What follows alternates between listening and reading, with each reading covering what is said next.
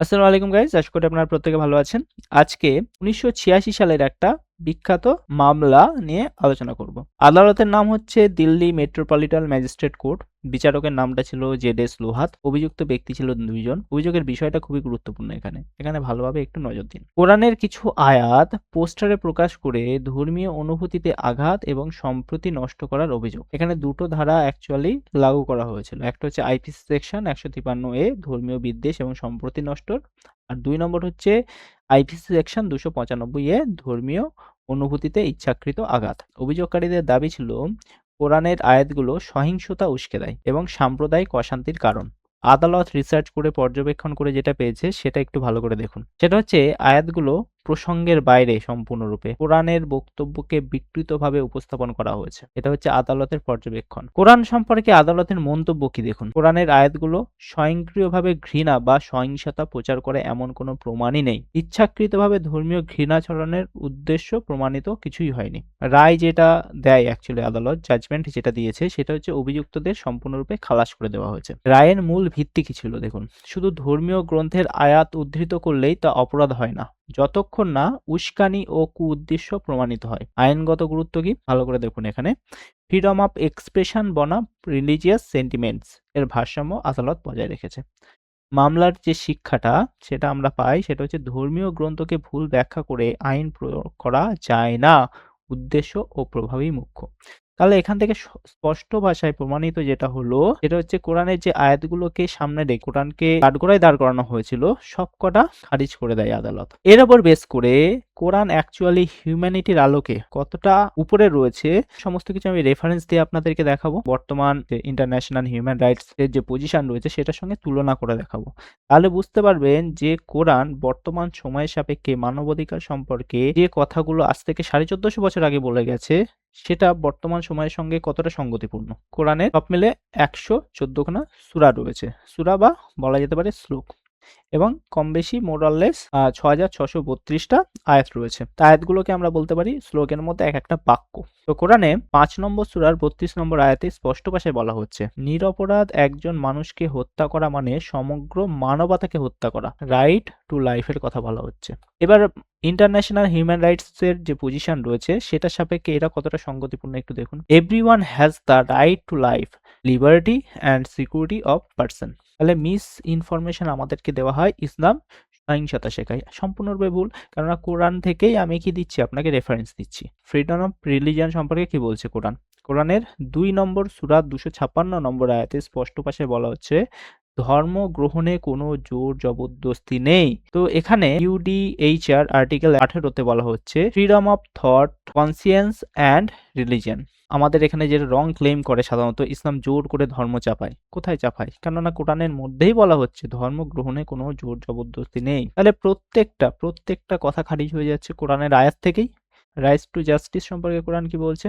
কোরআনের ৪ নম্বর সূরার ১৩৫ নম্বর আয়াতে স্পষ্ট ভাষায় বলা হচ্ছে ন্যায় বিচার করতে হবে ইভেন নিজের বা আত্মীয়ের বিরুদ্ধেও। ইউডিএইচআর আর্টিকেল 7 এবং ৭ থেকে ১০ কি বলা হচ্ছে equality before law and fair trial. তাহলে কি বর্তমান হিউম্যান রাইটসের আলোকে আমি যদি বিচার করি তাহলে তার থেকেও কতটা ঊর্ধ্বে রয়েছে ১৪৫০ বছর আগে এই কথাগুলো কোরআনের মাধ্যমে মানুষ্য জীবনে এগুলোকে প্রচার করে গেছিলেন প্রফেট মুহাম্মদ সাল্লাল্লাহু আলাইহি ওয়াসাল্লাম। তাহলে আমরা বুঝতেই পারছি কোরআনের মাহাত্ম্য কোথায়। রাইট টু হিউম্যান ডিগনিটি সম্পর্কে ইসলাম কি বলছে।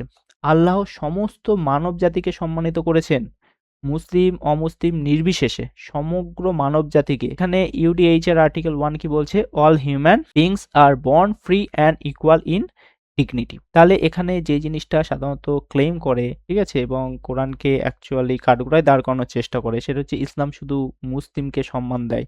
তাহলে কতটা ভুল এই আয়াতেই আমরা বুঝতে পারছি। Protection of innocence in war. কোরআনের ২ নম্বর সূরার ১৯০ নম্বর আয়াতে স্পষ্ট ভাষায় বলা হচ্ছে নারী, শিশু, নিরীহ মানুষের বিরুদ্ধে যুদ্ধ সম্পূর্ণরূপে নিষিদ্ধ। জেনেভা কনভারসেশন যেটা হয়েছিল সেখানে কি বলা হয়েছিল protection of civilians during war. বহু পূর্বে কোরআন বলে গেছে নারী, শিশু, নিরীহ মানুষদের বিরুদ্ধে যুদ্ধ সম্পূর্ণরূপে নিষিদ্ধ এবং যুদ্ধকালীন সময়ে ইভেন গাছও কাটা সম্পূর্ণরূপে নিষিদ্ধ। তাহলে এখানে যারা ক্লেম করে কোরআনকে কাঠগড়ায় দাঁড় করানোর চেষ্টা করে ইসলাম নিরীহ মানুষকে হত্যার বৈধ করে, কোরআনের নিজস্ব আয়াত দিয়ে সেটা সম্পূর্ণরূপে খারিজ করে দেওয়া যায়। Right? Right two peaceful coexistence সেই সম্পর্কে কোরআন কি বলে? 60 নম্বর সূরার 8 নম্বর আয়াতে। যারা যুদ্ধ করে না তাদের সাথে সদাচরণ ও ন্যায় বিচার করতে আদেশ দিয়েছে কোরআন। ইউএন চার্টার আর্টিকেল 1 এ কি বলা হচ্ছে? Peaceful coexistence among Nations. তো ইসলাম অন্য ধর্মের সাথে সহাবস্থান মানে না, এর সাপেক্ষে কাঠগড়ায় দাঁড় করায়। তার উত্তর এখানেই আমরা পেয়ে যাচ্ছি। হিউম্যান রাইটস এর সম্পর্কে যদি আমরা বলতে যাই, একটা ব্যাপক বড় বিবৃতি দেওয়া যেতে পারে। আজ থেকে 1450 বছর আগে কোরআন যখন পৃথিবীতে আসে, ওই টাইম বিং এ সারা পৃথিবীতে একটা অরাজকতাপূর্ণ পরিস্থিতি ছিল। ইভেন ওই যে সময়টা, ওই সময়টাকে বলা হয় জাহেলিয়াত, মানে অশিক্ষার সময়। ওই সময় আরবে মেয়েদের কোনো সম্মান ছিল না। ইভেন মেয়েরা যখন নিউবর্ন বেবি যারা ছিল তাদেরকে কবর দিয়ে দেওয়া হতো। এরকম পরিস্থিতি ছিল। সেই টাইমে কোরআন কি বলছে দেখুন, নারী পুরুষ সমান মানবিক মর্যাদার অধিকারী। 4 নম্বর সূরার 1 নম্বর আয়াতে এবং 4 নম্বর সূরার 19 নম্বর আয়াতে CEDAW কি বলছে? Elimination of discriminations against women. ওমেনদের বিরুদ্ধে যে ডিসক্রিমিনেশন করা হয় সেটা সম্পূর্ণরূপে এলিমিনেট করতে হবে, বাদ দিতে হবে। ইসলাম নারী নির্যাতন সমর্থন করে, এইটা ক্লেম করে কোরআনকে কাঠগড়ায় দাঁড় করানোর চেষ্টা করে।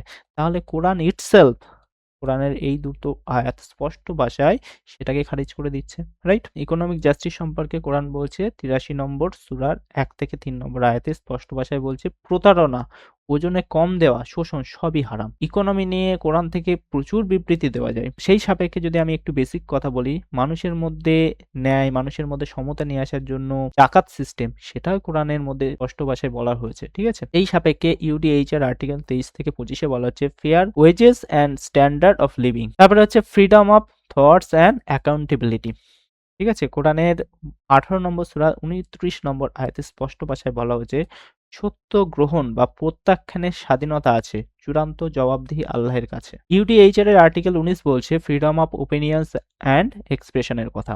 ইসলাম চিন্তার স্বাধীনতা দেয় না, অনেকে এটাকে ক্লেম করে এবং এটা নিয়ে কোরআনকে কাঠগড়ায় দাঁড় করায়। তাহলে সেটার উত্তর কোরআন ইটসেলফ নিজে দিয়ে দিচ্ছে, right? Rule of law, no vigilantism, ঠিক আছে? কোরআনের 4 নম্বর সূরার 59 নম্বর আয়াতে স্পষ্ট ভাষায় বলা হচ্ছে, আইন ও কর্তৃত্ব ছাড়া ব্যক্তিগত শাস্তি নিষিদ্ধ। তাহলে ইউএন রুল অফ ল প্রিন্সিপালে বলা হচ্ছে no punishment without due processes. Islam মানুষকে নিজে বিচার করতে শেখায়। এটা অনেকে এই সাপেক্ষে কোরআনকে কাঠগড়ায় দাঁড় করানোর চেষ্টা করে। তাহলে সেটার অ্যাকচুয়াল উত্তর কোরআন নিজে দিচ্ছে। আজকে হিউম্যান রাইটস যে কথা বলছে তার থেকে অনেক বেশি পোক্ত হিউম্যান রাইটস এর কথা 1450 বছর আগে কোরআন বলে গেছে। এটা তো গেল কোরআনের কথা। এবার আমরা হাদিস থেকে কথাগুলো শুনবো। তার আগে আমরা একটু জেনে নেব হাদিস বিষয়টা কি এবং হাদিস কাকে বলা হয়। হাদিস হচ্ছে আর কিছুই নয়, প্রফেট মুহাম্মদ সাল্লাল্লাহু আলাইহি সাল্লাম আমাদেরকে যে কথাগুলো বলে গেছেন এবং নিজে যে কাজগুলো করে গেছেন সেইগুলোকেই বলা হচ্ছে হাদিস। একটা সুন্দর আপনাদেরকে হাদিস প্রথমে শোনাই। একজন সাহাবা মানে হচ্ছে the companion of prophet Muhammad সাল্লাল্লাহু আলাইহি সাল্লাম।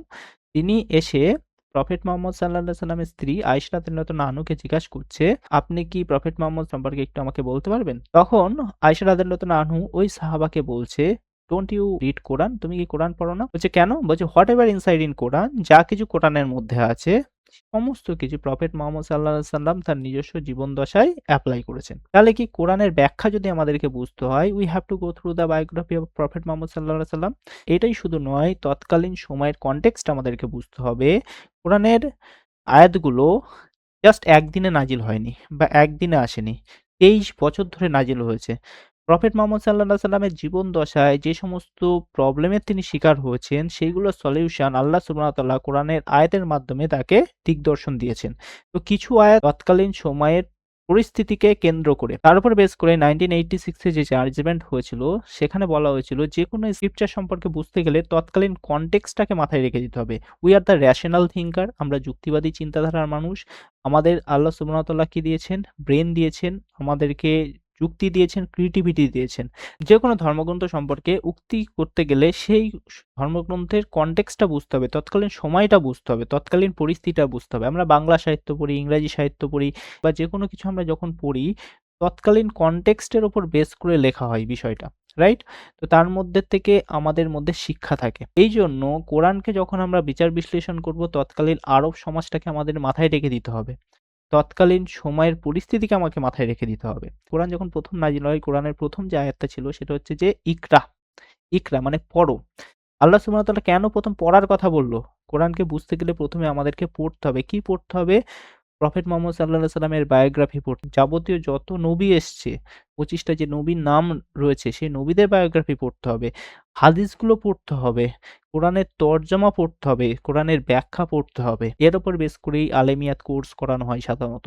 যে কোনো কিছু আমরা যখন উক্তি করব তখন সেটাকে সঠিক এবং সম্পূর্ণরূপে জেনে উক্তি করা একটা বুদ্ধিমানের কাজ। সম্পূর্ণরূপে না জেনে উক্তি করা হচ্ছে সম্পূর্ণ নির্বুদ্ধিতার কাজ সব জায়গাতেই।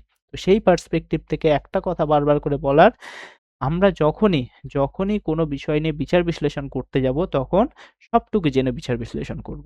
ওকে? এবার প্রফেট মুহাম্মদ সাল্লাল্লাহু আলাইহি সাল্লাম কোরআনের উপর বেস করে তার জীবন দশায় যে কথাগুলো বলে গেছেন সেইগুলোকে এবার আমরা একটু রেফারেন্স দিয়ে জেনে নেব। ঠিক আছে?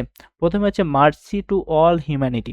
যারা দয়া করে না তাদের প্রতি দয়া করা হয় না। এটা হচ্ছে হাদিস। সব মানুষের প্রতি দয়া দেখানো ইসলামের মৌলিক শিক্ষা। সহিহ বুখারীর 6013 নম্বর এবং মুসলিমের 2318 নম্বর হাদিস এটা। এবার আমরা দেখব ইকুয়ালিটি অফ হিউম্যানস। অনারবদের উপর আরবদের কোনো শ্রেষ্ঠত্ব নেই তাকওয়া ছাড়া। বর্ণ, জাতি, ভাষা নয়, মানবিক মূল্যবোধই আসল। এটার এক্সপ্লেনেশন মুসনাদে আহমেদের 23,489 নম্বর হাদিসে এটা স্পষ্ট ভাষায় বলা হয়েছে। Justice even against self. তোমরা জুলুম থেকে বেঁচে থাকো। জুলুম কিয়ামতের দিন অন্ধকার হবে। কিয়ামতের দিন মানে বিচার দিবসের দিন, যেদিন ন্যায় অন্যায়ের বিচার হবে। আল্লাহ সুবহানাহু ওয়া তাআলা যেদিন সবাইকে কাঠগড়ায় দাঁড় করাবে সেই দিনের কথা বলা হচ্ছে। তোমরা জুলুম থেকে বেঁচে থাকো। জুলুম কিয়ামতের দিন অন্ধকার হবে সেই ব্যক্তির জন্য যে জুলুম করে অন্যের উপরে। সহিহ মুসলিমের 2578 নম্বর হাদিস এটা। প্রোটেকশন অফ ইনোসেন্স, সেই সম্পর্কে কি বলা হচ্ছে? হাদিস, নারী, শিশু, নিরীহ মানুষকে হত্যা করো না। ইভেন যুদ্ধের সময় গাছ কাটাও নিষিদ্ধ করে দেওয়া হয়েছে। সহিহ বুখারী 3015 নম্বর হাদিস এটা। কাইন্ডনেস টু নেইবার, যে ব্যক্তি তার প্রতিবেশীর ক্ষতি করে সে মুমিন নয়। মুমিন মানে কি? আল্লাহর প্রিয় বান্দা। প্রতিবেশী মুসলিম হোক বা অমুসলিম তার অধিকার রক্ষা আবশ্যক। সহিহ বুখারীর 6016 নম্বর হাদিসে এই কথা বলা হয়েছে। Care for the poor and weak, এই সম্পর্কে হাদিস কি বলছে? দুর্বলদের কারণে তোমরা রিজিক এবং সাহায্য পাও। সমাজের দুর্বল শ্রেণীর প্রতি দায়িত্ব পালন মানবতার অংশ। এর উপর বেস করে জাকাত, সদকা এই বিষয়গুলো এসছে সমস্ত কিছু। কোরআন এই শিক্ষা দেয়, হাদিস এই শিক্ষা দেয় আমাদেরকে। অ্যানিমেলস রাইট সম্পর্কে হাদিস কি বলছে দেখুন। এক নারী একটি বিড়ালকে কষ্ট দিয়ে জাহান্নামে চলে গেল। প্রাণীর প্রতিও দয়া, এটাই হচ্ছে মানবতার অংশ। সেই সম্পর্কে প্রফেট মুহাম্মদ সাল্লাল্লাহু আলাইহি সাল্লাম অনেক পূর্বে মানুষকে কি অ্যাওয়ার করে দিয়ে গেছে। সহিহ বুখারীর 3318 নম্বর হাদিসে এটা বলা হয়েছে। আচ্ছা, রুল অফ ল, এই সম্পর্কে কি বলা হচ্ছে? রক্তপাত কিয়ামতের দিন প্রথম বিচারযোগ্য বিষয় হবে। ব্যক্তিগত বিচার নয়, আইন ও ন্যায় প্রতিষ্ঠা জরুরি। এটা হচ্ছে প্রফেট মুহাম্মদ সাল্লাল্লাহু আলাইহি সাল্লামের শিক্ষা to all the mankind, to all the human beings, to all the humanity. তিনি কে ছিলেন? তিনি হচ্ছেন কোরআনের ধারক এবং কোরআনের বাহক ছিলেন। তিনি কোরআনকে নিজের মধ্যে ধারণ করেছেন এবং সেটা মানুষের মধ্যে ছড়িয়ে দিয়েছেন। প্রফেট মুহাম্মদ সাল্লাল্লাহু আলাইহি সাল্লামকে তৎকালীন সময়ে দুটো লকব বা উপাধি দিয়ে ডাকা হতো। একটা হচ্ছে সাদিক আর হচ্ছে আমিন। সাদিক মানে সত্য কথা সবসময় যে বলে, আমিন যে আমানতদার, সবসময় সকলের আমানতকে রক্ষা করে। এইরকম প্রকৃতির মানুষ তিনি ছিলেন। কিছু কিছু কোরআনের যে আয়াত রয়েছে সেই আয়াতের পুরো কনটেক্সটটা যদি আমরা না বুঝি তাহলে সেই আয়াতটা আমাদের কাছে উল্টো মিনিং করবে। যারা অ্যাকচুয়ালি কোরআনকে কাঠগড়ায় দাঁড় করাতে চায়, সমাজে বিশৃঙ্খলা চায়, তারা কি কোরআনের ওই আয়াতের স্পেসিফিক অংশটুকু তুলে মানুষের মধ্যে বিভ্রান্তি সৃষ্টি করার চেষ্টা করে। এরকম কিছু আয়াত আপনাদের সামনে এবার তুলে ধরবো। ঠিক আছে? যেগুলোর উপর বেস করে সাধারণত বললাম না ওই যে কেস করা হয়েছিল ওই রকম কিছু আয়াত, এবং তার কনটেক্সটটা এবার আপনাদেরকে বলবো আর তার প্রপার এক্সপ্লেনেশনটা এবার আপনাদের সামনে তুলে ধরবো। ঠিক আছে? প্রথম যেটা দেখুন সেটা হচ্ছে আত-তাওবার 9 নম্বর সূরার 5 নম্বর আয়াত। সেটার কি পুরোটা দেওয়া হয়নি এখানে, শুধু একটুখানি দেওয়া হয়েছিল। মুশরিকদের যেখানে পাও সেখানে হত্যা করো, এতটুকু শুধু তুলে ধরা হয়েছে, তার আগে পিছে কিছুই বলা হয়নি। আচ্ছা, বা তৎকালীন সময়ে যে পটভূমি সেটাকেও বিচার বিশ্লেষণ করা হয়নি। এই আয়াতটা সাধারণত কিসের জন্য নাজিল হয়েছিল সেটা আমাদেরকে বুঝতে হবে। মুসলিমরা তৎকালীন সময়ে আরবদের সঙ্গে একটা যুদ্ধবিরোধী চুক্তি করেছিল, সেটা হচ্ছে হুদাইবিয়ার চুক্তি। যারা এই চুক্তি ভঙ্গ করে পুনরায় যুদ্ধ শুরু করে দিয়েছিল তাদের বিরুদ্ধে এই আয়াতটা অ্যাকচুয়ালি কি হয়? নাজিল হয়। তারপরেও কি তাদেরকে 4 মাস সময় দেওয়া হয়েছিল। যারা ওই 4 মাসের সময়ের মধ্যে রিপেন্ট করবে, ফিরে আসবে, তাদের জন্য কিন্তু এই আয়াতটা ছিল না। যারা তারপরেও ফিরে আসেনি তাদের বিরুদ্ধে অ্যাকচুয়ালি এই আয়াতটা বলা হয়েছিল যে তাদেরকে যেখানে পাও সেখানে হত্যা করো, কেননা তারা চুক্তি ভঙ্গকারী ছিল। এটা শুধু চুক্তি ভঙ্গকারী এবং যুদ্ধরত শত্রুদের বিরুদ্ধে রাষ্ট্রীয় যুদ্ধের নির্দেশের কথা এখানে বলা হয়েছে। এখানে কোনোভাবে বলা হয়নি সব অমুসলিমদেরকে হত্যা করো, সাধারণ মানুষ, নারী, শিশুদের আক্রমণ করো। ইতিপূর্বে আপনাদেরকে আমি কোরআন থেকে রেফারেন্স দিয়ে দিয়ে এবং হাদিস থেকে রেফারেন্স দিয়ে দিয়ে বলেছি হিউম্যানিটি সাপেক্ষে কোথায় কোরআনের অবস্থান সেগুলো সম্পূর্ণরূপে আপনাদের সামনে স্পষ্ট করা হয়েছে। আমাদেরকে বুঝতে হবে তৎকালীন কনটেক্সটের সাপেক্ষে কোরআনের বিচার বিশ্লেষণ করা। সেকেন্ড যেটা দিয়ে কোরআনকে কাঠগড়ায় দাঁড় করানোর চেষ্টা করা হয়, মুশরিকরা তো অপবিত্র। এটা জাস্ট আর তওবা 9 নম্বর সূরার 28 নম্বর আয়াতের এতটুকু অংশ কেটে দেওয়া হয়, বাকি কিছু আর দেওয়া হয় না। এটা কনটেক্সটটুকু বুঝতে হবে। এটা কোনো অপবিত্র মানে আকীদাগত অপবিত্র। আকীদাগত মানে হচ্ছে বিশ্বাসগত ভিন্নতা, এর থেকে বেশি কিছু নয়। অমুসলিম, নোংরা, সমাজে মেশা নিষেধ, এই সম্পর্কে এই আয়াত নয়, যেটা মানুষ প্রোপাগান্ডা করে মানুষের মধ্যে ছড়ানোর চেষ্টা করে এবং কোরআনকে কাঠগড়ায় দাঁড় করানোর চেষ্টা করে। ঠিক আছে? সেই সম্পর্কে কোরআন কখনো এই বিষয় বলেইনি। ইতিপূর্বে আপনাদেরকে আমি বলেছি প্রফেট মুহাম্মদ সাল্লাল্লাহু আলাইহি সাল্লাম ছিলেন হচ্ছে কোরআনের ধারক এবং সেটা তিনি মানুষের মধ্যে প্রচারও করেছেন। তো তিনি নিজে কি করেছেন? নিজে অনেক অমুসলিমদের বাড়ি নিমন্ত্রণ গ্রহণ করেছেন, তাদের বাড়িতে গিয়ে তিনি খেয়েছেন এবং তাদের সঙ্গে সমাজে চলাফেরা করেছেন, সদ্ব্যবহার করেছেন। শুধু তাই নয়, তাদের সঙ্গে ব্যবসা-বাণিজ্য করেছেন। তো কোন পার্সপেক্টিভ থেকে কোরআনকে কাঠগড়ায় দাঁড় করানো হয় যে কোরআন বলছে যে মুশরিকরা তো অপবিত্র? এরপরে যেটা সেটা হচ্ছে আন-নিসা 4 নম্বর সূরার 101 নম্বর আয়াত। জাস্ট একটুখানি কয়েকটা শব্দ তুলে ধরা হয়। কাফিররা তোমাদের প্রকাশ্য শত্রু। কোন কনটেক্সটে এই কথাটা বলা হয়েছে সেটা তো বুঝতে হবে নাকি? কাফির বলতে অবিশ্বাসী, ঠিক আছে? যারা আল্লাহকে বিশ্বাস করে না তাদের ক্ষেত্রে বলা হয়েছে। এটা তৎকালীন সময়ের সাপেক্ষে, ঠিক আছে? যুদ্ধরত শত্রুদের কথা, কাফির সবসময় শত্রু কোনো জায়গায় বলা হয়নি। আত-তাওবার 9 নম্বর সূরার 123 নম্বর আয়াতের কয়েকটা শব্দ তুলে ধরা হয়। কাফিরদের সঙ্গে যুদ্ধ করো। ইসলাম কথার অর্থ হচ্ছে শান্তি। শান্তির ধর্ম কি করে যুদ্ধের কথা বলে? যে তোমাকে যখন কেউ অ্যাটাক করতে আসবে তুমি প্রতিরোধ করো। প্রতিরোধ করতে গিয়ে যে যুদ্ধ হবে সেই যুদ্ধের কথা বলা হয়েছে। ইসলাম ফার্স্ট অ্যাটাকের কথা কখনো বলে না। তোমার উপর যদি জুলম হয় তখন তুমি রুখে দাঁড়াও, এটাকেই বলা হয় জিহাদ। তোমার সামনে যখন দেখছো অন্যায় হচ্ছে, ঠিক আছে, তখন সেটাকে তুমি হাত দিয়ে রোখো। হাত দিয়ে না পারো তুমি সেটা মুখে বলো। মুখে যদি না বলতে পারো তাহলে তুমি মনে মনে ঘৃণা করো। অন্যায়কে প্রশ্রয় দেওয়া এবং অন্যায় করা দুটোই সমান, সেই কথা ইসলাম বলে। জিহাদের প্রপার এক্সপ্লেনেশন হচ্ছে এটা। যুদ্ধনীতিতে যেটা বলা হয়েছে নিকটবর্তী শত্রুর বিরুদ্ধে আগে প্রতিরোধ গড়ে তোলা, সেই সম্পর্কে এই কথাটা বলা হয়েছে। আন-নিসার 4 নম্বর সূরার 56 নম্বর আয়াতে বলা হয়েছে আমি তাদের আগুনে প্রবেশ করাবো।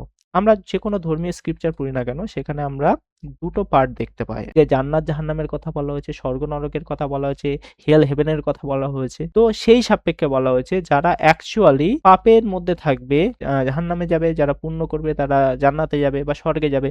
আখিরাতের বিচার প্রসঙ্গে, বর্তমান পৃথিবীর বিচার প্রসঙ্গে এটা কখনো বলা হয়নি। তারপরে হচ্ছে আত-তাওবার 9 নম্বর সূরা 23 নম্বর আয়াতকে তাদেরকে বন্ধু মানিও না। যুদ্ধকালীন সময়ে যারা বিশ্বাসঘাতকতা করবে, যারা শত্রুপক্ষের পক্ষ নেবে, তাদের প্রসঙ্গে এই আয়াতটার কথা বলা হয়েছে। শত্রু শক্তির সাথে রাজনৈতিক সামরিক অনুগত্য নিষেধ করার কথা সাপেক্ষে এই কথাটা বলা হয়েছে। আল ময়দার 5 নম্বর সূরা 57 নম্বর আয়াতের কিছু শব্দ তুলে আবার কি কোরআনকে কাঠগড়ায় দাঁড় করানোর চেষ্টা করা হয়। তাদেরকে বন্ধু হিসেবে গ্রহণ করো না। আমি বারবার করে একটা কথা বলেছি, যুদ্ধকালীন পরিস্থিতিতে যারা অ্যাকচুয়ালি তৎকালীন সময়ের কনটেক্সটে যারা শত্রুপক্ষে সাহায্য করেছিল তাদের ক্ষেত্রেই এই আয়াতগুলো নাজিল হয়েছে। আল আহজাবের 33 নম্বর সূরার 61 নম্বর আয়াত। এখানে কি বলা হচ্ছে?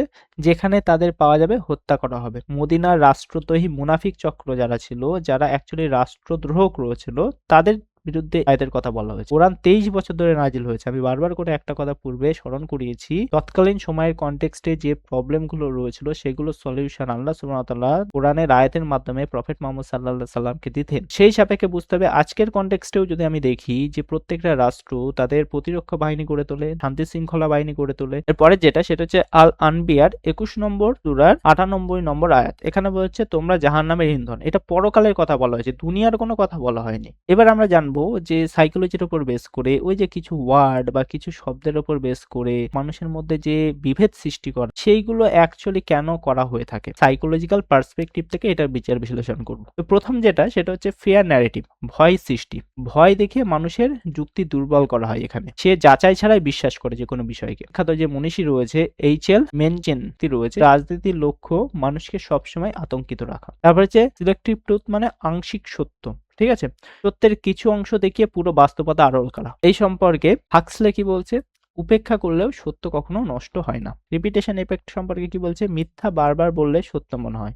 আস ভার্সেস দেম সাইকোলজি। এই টেকনিকের মাধ্যমে কি হয়ে থাকে? সাধারণত সমাজকে আমরা বনাম তারা ভাগে বিভক্ত করে মানুষের উপর রুল করা, যেটা ইংরেজরা করেছিল একটা টাইমে। 1905 সালে যখন বঙ্গভঙ্গ হয়েছিল, তখন এই আস ভার্সেস দেম সাইকোলজির উপর বেস করে সমস্ত কিছু হয়েছিল। অথরিটি বায়াসে কি বলা হয়? সাধারণত এই টেকনিকের মাধ্যমে ক্ষমতাবান বা বিখ্যাত কেউ বললে মানুষ আর প্রশ্ন করে না। তারপরে হচ্ছে ডিহিউম্যানাইজেশন।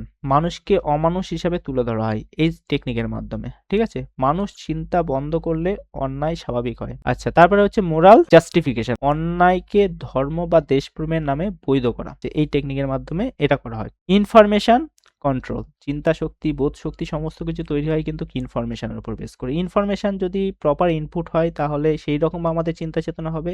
ইনফরমেশনই যদি ভ্রান্ত হয় তাহলে তার উপর বেস করে আমাদের চিন্তা চেতনা সেই প্রকৃতির হয়ে থাকবে। ঠিক আছে? ভিন্ন মত চাপাতে একমুখী তথ্য দেওয়া হয় এই টেকনিকের মাধ্যমে। তারপরে হচ্ছে ইমোশনাল ট্রিগার। যুক্তির বদলে আবেগ উস্কে দেওয়া। এই টেকনিকের মাধ্যমে যুক্তি নয়, আবেগে পরিচালিত হয়। Labelling and stereotyping. এই সম্পর্কে কি বলছে? গোষ্ঠীকে এক নামে চিহ্নিত করে বিচার করা হয়, যে অমক গোষ্ঠী, ঠিক আছে, অমক বাহিনী, এইরকম ভাবে। কার্ল জাং বলছে চিন্তা করা কঠিন, বিচার করা সহজ। আল্লাহ সুবহানাহু ওয়া তাআলা আমাদের প্রত্যেকে কি দিয়েছেন? চিন্তা করার জন্য শক্তি দিয়েছেন, আমাদের ক্রিয়েটিভিটি দিয়েছেন, আমাদেরকে ব্রেন দিয়েছেন। সে ব্রেনকে কাজে লাগাতে হবে। এইটুকুনি জাস্ট মেসেজ দেওয়ার। জাস্ট গট্টলিকা প্রবাহে আমরা প্রবাহিত হব না, মস্তিষ্ককে আমরা কাজে লাগাবো। তথ্য সূত্র আজকে প্রচুর রয়েছে। ইন্টারনেটের যুগে আমরা বসবাস করছি, এআই এর যুগে বসবাস করছি। আজকের সাপেক্ষে we can easily find out any information. So don't be someone who is full in this এরা অফ ইনফরমেশন। আপনি জিমিনিতে যান, চ্যাটজিপিটি যান, ওখানে সমস্ত কিছু আপনি পেয়ে যাবেন। All the information whatever actually want you can find out from there. Thank you very much. সকলে ভালো থাকবেন, সুস্থ থাকবেন। আসসালামু আলাইকুম। আল্লাহ হাফিজ।